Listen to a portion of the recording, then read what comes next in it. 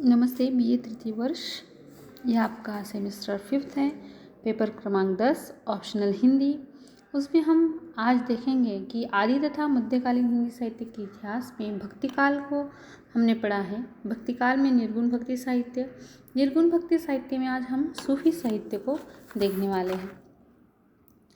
अब इसका साधारण परिचय अगर लिया जाए तो भारत के मध्य युग के इतिहास में जहाँ निराकारवादी संतों ने सर्वसाधारण के लिए भक्ति के सामान्य मार्ग की प्रतिष्ठा की और ईश्वर को ज्ञानगम्य एवं प्रेम प्राप्य कहकर हिंदू मुसलमानों के बीच भेदभाव की खाई बनाए रखी है या बनाए रखने का प्रयास किया था, उसी समय सूफी फकीरों ने क्या किया है, हिंदू मुसलमानों की एकता की दिशा में स्तुत्य प्रयास किया है और इस कार्य में उन्हें कबीरदास आदि की अपेक्षा अधिक सफलता भी मिली है। उसका कारण यह एक हो सकता है कि एक तो कबीर आदि का ज्ञान हृदय से संबंध न होकर मस्तिष्क से संबंध था। दूसरे, कबीर आदि के खंडनात्मक स्वर की कर्कशता से हिंदू मुसलमानों दोनों को चिढ़ हुई, किंतु इन सूफी फकीरों ने अपने प्रेम व्याख्यानों द्वारा हिंदू मुस्लिम हृदयों के अजनबीपन को मनोवैज्ञानिक ढंग से दूर किया और साथ साथ खंडनात्मकता के स्थान पर दोनों संस्कृतियों का सुंदर सामंजस्य प्रस्तुत करने का प्रयास किया है।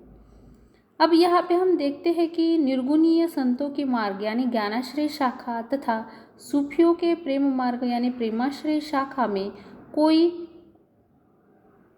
पौर्य पर्व अथवा किसी प्रकार का जन्यजनक भाव करण कार्य भाव नहीं है और न ही इन दोनों का उदय किसी पारस्परिक प्रतिक्रिया के फलस्वरूप हुआ है।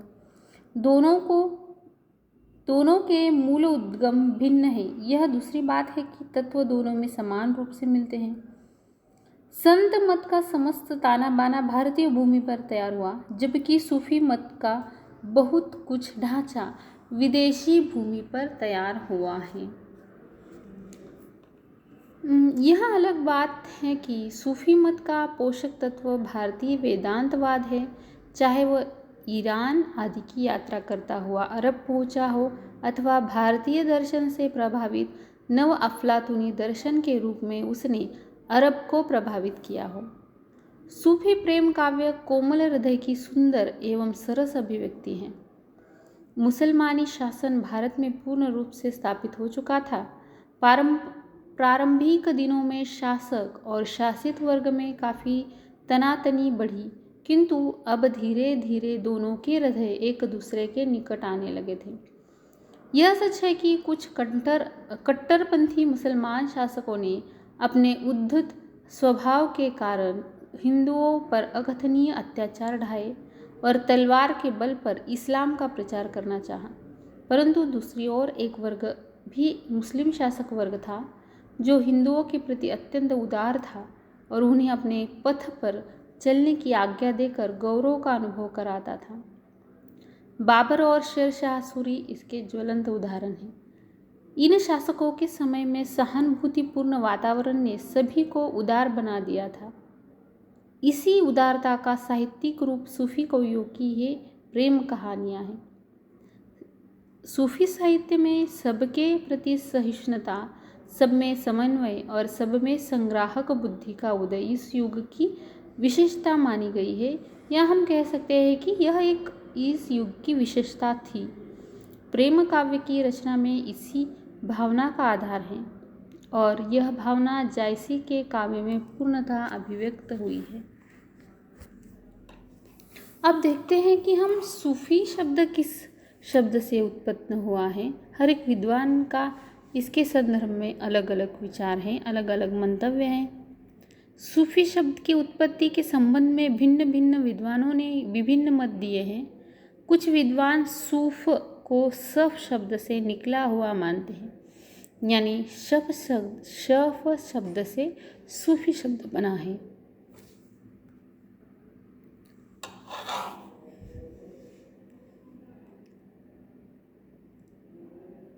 कुछ कुछ विद्वान मदीना की मस्जिद के समक्ष सूफा चबूतरे पर बैठने वाले फ़कीरों को सूफी कहते हैं। और तीसरा मत इसके बारे में ऐसा कहा गया है कि सूफी किसे कहना चाहिए। सूफी शब्द सूफिया का रूपांतर है, जिसका अर्थ है ज्ञान, और ज्ञान के कारण ही इन्हें सूफी कहा जाता है। कुछ विद्वानों ने सूफी शब्द का संबंध सफ़ा से जोड़ा, जिसका अर्थ पवित्र और शुद्धता है। उनके मतानुसार सूफी शब्द का अर्थ पवित्र और शुद्ध आचरण वाले व्यक्ति। अन्य लोगों ने इन्हें सूफा यानी अरब की एक जाति विशेष है यह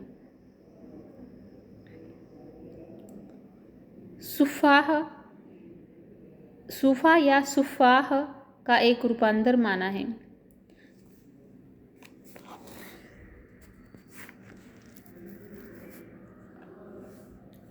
लेकिन अंततः हम यह कह सकते हैं कि किसी के आधार पर सूफी शब्द की उत्पत्ति का निर्णय नहीं किया जा सकता। इनसे कहीं अधिक तर्कसंगत अनुमान उन लोगों का है जिन्होंने सूफी शब्द का संबंध सूफ से माना है। सूफ यानी ऊन। कहते हैं कि पहले सूफी लोग मोटे ऊनी कपड़ों को धारण किया करते थे और यह संभवतः उन कतिपय ईसाई संतों के अनुकरण में था जो संसार को त्याग कर सन्यासियों जैसा जीवन व्यतीत करते हैं या करते थे। इनका आचरण सीधा साधा और पवित्र था। ऐसे रहन सहन के कारण पहले इनकी निंदा भी हुई, किंतु इसकी परवाह न करते हुए इस पहनावे को इन्होंने एक विशिष्ट प्रकार का रूप दे दिया। सूफी शब्द मूलतः अरब और इराक के उन व्यक्तियों को सूचित करता है जो मोटे ऊनी वस्त्रों का चोगा पहनते थे। इनका विरक्तों और सन्यासियों जैसा साधनापूर्ण जीवन था और कदाचित इसी कारण से ये लोग मुस्लिमों की अग्रिम पंक्ति में खड़े होने के अधिकारी हैं।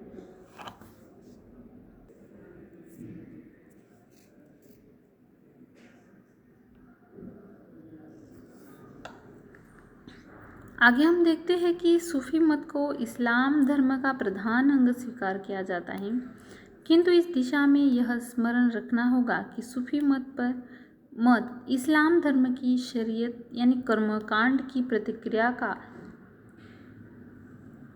उसी प्रकार फल है जिस प्रकार हिंदू धर्म साधना में वैदिक कर्मकांड की प्रतिक्रिया का फल वैष्णव मत है। अनेक सूफियों ने अपने आप को हजरत मोहम्मद द्वारा प्रतिपादित धर्म से पृथक यानी अलग माना है, परंतु फिर भी उन पर उक्त धर्म का प्रभाव यथकिंचित मात्रा में निश्चित रूप से रहा है।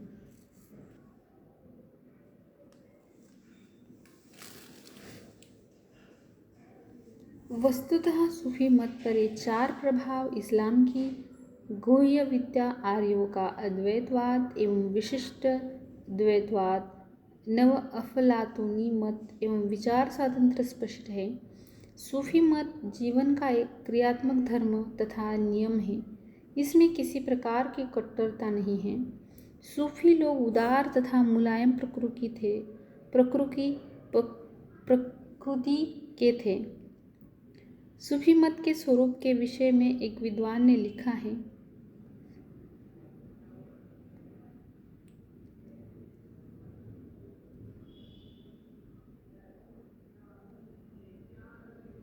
ईश्वर द्वारा पुरुष में व्यक्तित्व की समाप्ति और ईश्वर की उद्बुद्धि का नाम तसव्वुफ है। यह एक प्रकार से रहस्यवाद है और आदर्शवाद से भिन्न है कि सूफी मत का आदम में बीज वपन हुआ, नूह में अंकुर जमा, इब्राहिम में कली खिली, मूसा में विकास हुआ, मसीह में परिपाक और मोहम्मद में फलागम हुआ है। इस कथन की सत्यता को सूफी मत की क्रमिक विकास के सम्यक बोध के लिए ऐतिहासिक आलोक में देख लेना आवश्यक है।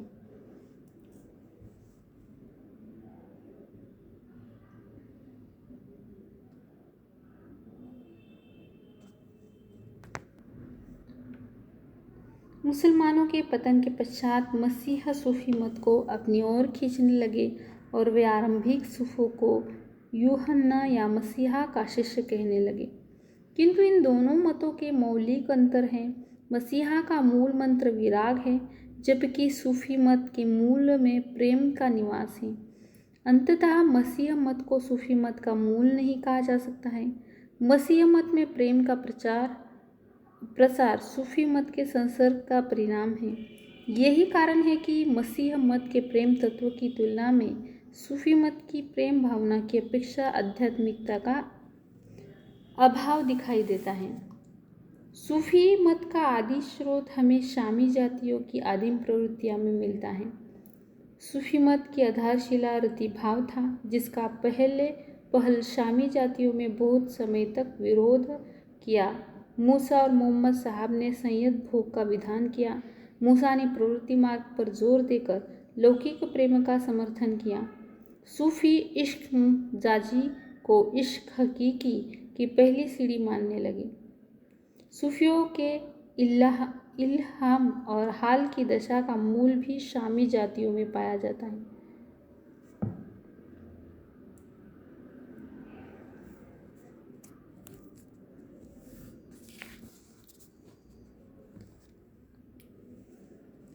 यूनानियों के भारत के साथ व्यापारिक संबंध के माध्यम से मसीह मत भारतीय आध्यात्मिकता से प्रभावित हुआ और उसका प्रभाव सूफी मत पर पड़ा है।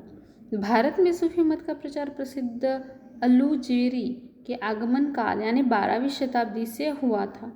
इसके अनंतर विविध संप्रदायों के रूप में सूफी मत का भारत में प्रचार हुआ है। इन सब में प्रसिद्ध चिश्तिया संप्रदाय, इस संप्रदाय की 7वीं पीढ़ी में ख्वाजा मुइनुद्दीन हुए, जिन्होंने भारत में सूफी मत का प्रचार किया। इस संप्रदाय में कुतुबुद्दीन काकी फरीउद्दीन शंकरगंज के नाम अत्यंत प्रसिद्ध माने गए हैं। यह संप्रदाय आगे चलकर अनेक शाखाओं में विभक्त हो गया। काकी को सम्राट अल्तमश को दीक्षित करने का गौरव प्राप्त हुआ। संगीत इनके प्रचार का प्रमुख साधन था।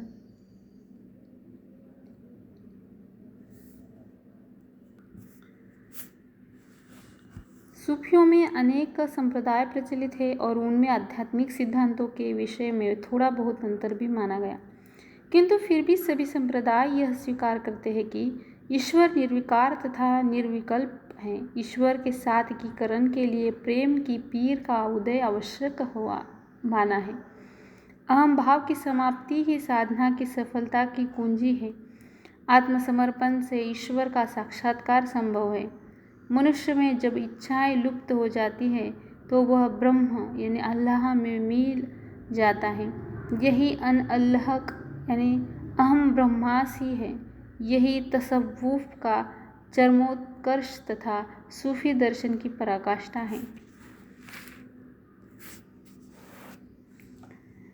इस्लाम के उदय के पूर्व ही सूफी मत का विकास हुआ था, किंतु इस्लाम के उदय के अनंतर यह मत उसमें बहुत कुछ मिल सा गया है। साथ साथ इस पर अन्य मतों के सिद्धांतों का भी प्रभाव पड़ा है। इसका परिणाम यह हुआ कि सूफी मत के कितने ही संप्रदाय अपने आप को इस्लाम से अलग अलग बनाए रहे और यही कारण है कि सभी सूफी संप्रदायों का दर्शन पक्ष एक जैसा नहीं है। इसके संबंध में ईश्वर संबंध में अगर हम देखते हैं तो संप्रदाय की विभिन्न मान्यताएं हैं। इजादिया संप्रदाय एकेश्वरवाद का समर्थक है। सुदीतिया संप्रदाय प्रतिबिंबवाद या सर्वात्मवाद को मानता है। कुछ लोग ईश्वर को जगत से परे मानते हुए भी उसे जगत में लीन स्वीकार करते हैं। दूसरे ईश्वर और जगत को भिन्न भिन्न नहीं मानते, बल्कि ईश्वर ही जगत का रूप है ऐसा स्वीकार करते हैं। इसके विपरीत कुछ एक ने ईश्वर और जगत को भिन्न भिन्न मानकर एकेश्वरवाद का समर्थन किया। अधिकांश सूफी लोग ईश्वर को न जगत के बाहर समझते हैं न जगत में लीन। वह जगत के बाहर भी है और अंदर भी। वास्तव में उसका रूप अकल्पनीय तथा अचिंतनीय है। वह निर्गुण, निर्विशेष, शुद्ध स्वरूप तथा निरपेक्ष है। सूफियों के मतानुसार उस ईश्वर की प्रकृति में वनस्पति, पशु, पक्षी, जीव आदि में अंग प्रत्यंग की छाया है। सूफी उसी सौंदर्य पर मुग्ध होकर मूल सौंदर्य के दर्शन करना चाहता है और उसी में लीन हो अपने आप को एक समझने लगता है। सूफियों के अनुसार ईश्वर ने अपने गूढ़ रहस्य को अभिव्यक्त करने के लिए सृष्टि रची है। अल्लाह चंद्रकांता मणि के रूप में था। सृष्टि की कामना से उसने अपने स्वच्छ सत्व पर दृष्टिपात किया और वह द्रवीभूत होकर पानी के रूप में हो गया, जिससे स्थूल द्रव्य फेन की भांति ऊपर छा गया। उसी से सप्त पृथ्वी की रचना की गई। उसके सूक्ष्म तत्वों से सप्त लोक और फरिश्ते बने। अधिकांश सूफियों का यह विश्वास है कि ईश्वर ने सर्वप्रथम मोहम्मदीय आलोक की सृष्टि की। वह आलोक बीज में बदला, उसी के पृथ्वी, जल, वायु और अग्नि की उत्पत्ति हुई। फिर आकाश और तारे बने। तत्पश्चात सप्त भुवन धातु, उद्विज पदार्थ, जीव जंतु, मानव की रचना हुई है।